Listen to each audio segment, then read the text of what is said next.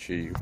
In today's video it's going to be quite short. I'm filming a bike check because someone commented saying he wanted a bike check, and so here it is. As you can see, I'm running a total Hangover H2 20.4.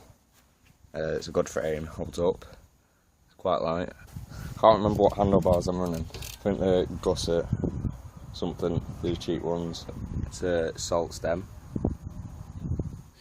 that was originally black and I've sanded down and polished it. Bit blade V1 forks from 2009 that I paid like £7.54, and lamp flares on them.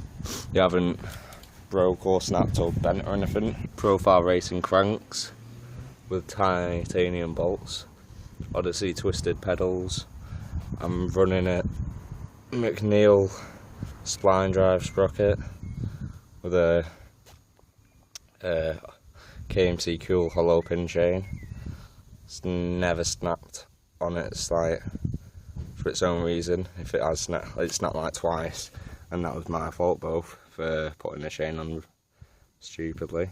Running a Shadow Conspiracy pivotal seat post. I've also got a titanium seat post bolt. Moving on to my back wheel, I'm running a Colony Wasp on a Colony Pintour rim. I've actually got a Odyssey 7KA rim that's going to be going on it.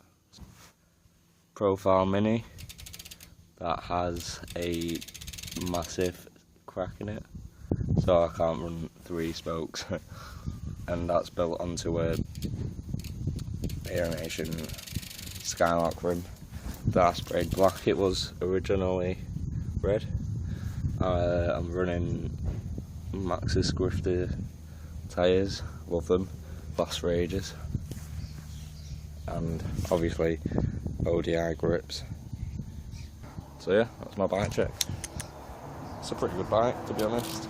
I haven't got a clue how much I spent on it. Well over £1,000.